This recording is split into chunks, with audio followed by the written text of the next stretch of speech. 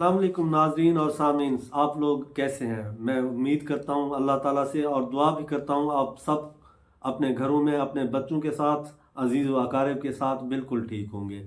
मेरा आज का टॉपिक है खसरा यानी मीज़ल्स। एक तो मीज़ल की वजह मैं आपको बताऊंगा, फिर उसके साइन एंड सिम्टम्स बताऊंगा, फिर उसका इलाज बताऊंगा और उसके इलाज के दौरान या इलाज के बाद होने वाली पेचीदगियां यानी कॉम्प्लिकेशंस बताऊंगा। मीज़ल वैक्सीन हमारे यहाँ पूरी दुनिया में 1963 को दस्तयाब हुई। उससे पहले मीज़ल से हज़ारों बच्चे बेचारे अल्लाह को प्यारे हो जाते थे। मीज़ल एक वायरस है जिसको पैरामिक्सो वायरस कहते हैं और ये हवा में नशो नुमा पाता है, इसलिए ये फैलता भी बड़ी जल्दी बड़ी तेज़ी से है।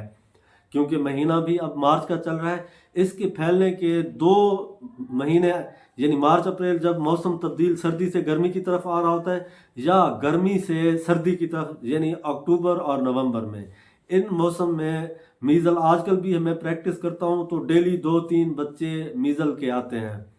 इसके साइन एंड सिम्टम्स क्या होते हैं?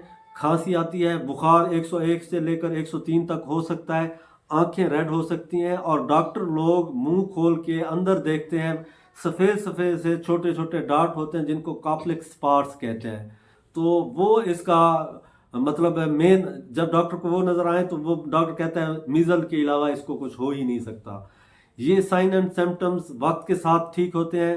अच्छा, जो मिथ पाई जाती है कि बच्चे को नहलाना चाहिए या नहीं नहलाना चाहिए, देखें जो 6 साल से कम उम्र के बच्चे होते हैं उनको बुखार अगर 100 से ज़्यादा जितनी देर तक खड़ा रहेगा उसमें एक चांस होता है झटके लग सकते हैं। फेब्राइल फिट्स हम इसको बोलते हैं।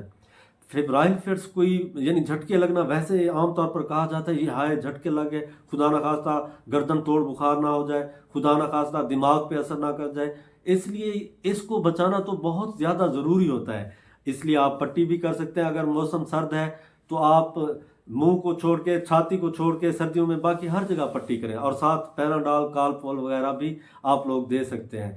इसके अलावा आप लोग गर्मी अगर हो तो नहला भी सकते हैं। एक और मिथ होती है कि बच्चे के दाने रह ना जाए कहीं, दवाई हमने नहीं लेनी। वैसे मैं आपको बता दूं वायरस की कोई दवाई नहीं होती, सिर्फ सिम्टोमेटिक। अगर बुखार हो रहा है तो सिर्फ बुखार की दवाई दें, पानी ज़्यादा पिलाएं, ये काफ़ी होता है। लेकिन क्योंकि बच्चे की कुव्वत मदाफ़ियत बहुत कम हुई पड़ी होती है, इसलिए उसे कुछ चीज़ों की ज़रूरत होती है। जैसे मैं आपको कहूँ कि मीज़ल के बच्चे को लिए विटामिन ए और जिंक सिरप जो होता है ना, इंतहाई कारगर होता है, वो ज़रूर देना चाहिए। इसके बाद मैं आऊँगा किन बच्चों को जो मीज़ल है वो ज़्यादा जल्दी हो सकता है। वो बच्चे जिन्होंने अपनी वैक्सीनेशन प्रॉपर ना कराई हो या उनकी ग़िज़ाइयत अच्छी ना हो तो उनको ज़्यादा होता है और वो ख़तरे में भी ज़्यादा होते हैं। जो बच्चे अपनी वैक्सीनेशन भी पूरी करा चुके होते हैं और ग़िज़ा भी उनकी अच्छी होती है, उनमें इसका हमला बहुत कम होता है। मीज़ल ऐसी बीमारी नहीं है जो जानलेवा हो। हाँ, मैं आप लोगों से गुजारिश ज़रूर करूँगा कि मीज़ल के लिए या हर तरह की वैक्सीन जो होती है वो क़ुव्वत मदाफ़ियत पैदा करती है। आप लोग लाजमी अपने बच्चों के जो है ना वैक्सीन का शेड्यूल पूरा कराया करें, उनकी हिफाजती टीका जात को लाजमी लगवाया करें। और इसके बाद कॉम्प्लिकेशंस आम तौर पर उन बच्चों में होती हैं जिन्होंने वैक्सीनेशन ना कराई हो या जिनको क़ुव्वत मदाफ़ियत की कमी हो, उनको फिर कॉम्प्लिकेशंस हो सकती हैं। डायरिया यानी लूज मोशन, वोमिटिंग वगैरह हो सकती है, नमूनिया हो सकता है, खुदा ना खास्ता अल्लाह ना करे कभी कभार तो इनकेफ्लाइटिस यानी बुखार दिमाग तक भी जा सकता है। तो मैं आप लोगों से गुजारिश करूंगा, एक तो ये एयरबॉर्न होती है, इसके ड्रॉपलेट्स हवा में होते हैं। जो भी बच्चा इससे मुतासर हो उसे आइसोलेट करें, उसका खाना पीना कपड़े हर चीज़ अलहदा रखें। अगर आप ऐसा करेंगे तो ये फैलाव कम होगा। और दूसरी एक अहम रीज़न जो मीज़ल फैलता है वो है अक्टूबर और नवंबर में कोई छुट्टियां नहीं होती पाकिस्तान में, स्कूल खुले होते हैं। एक बच्चे को हुआ, माँ बाप को पहले शुरू में पता नहीं चलता क्योंकि इसके जो वायरस है ना ये फौरन फैलना शुरू हो जाते हैं, ज़ाहिर देर से करते हैं। वायरल लोड का एक थ्रेशोल्ड बनता है, एक हद है। मिसाल के तौर पर मैं कहूँ कि 15,000 वायरस इकट्ठे होंगे तो फिर वो अपनी सिम्टम जाहिर करेंगे। तो इसलिए एक और मार्च अप्रैल में भी कोई छुट्टियां नहीं होती, इस वजह से भी ये स्प्रेड करता है। तो ओवरऑल मैं आप लोगों से कहूँगा कि वायरस का ये जो मीज़ल वाली बीमारी है ये कोई बहुत घबराने वाली बात नहीं होती।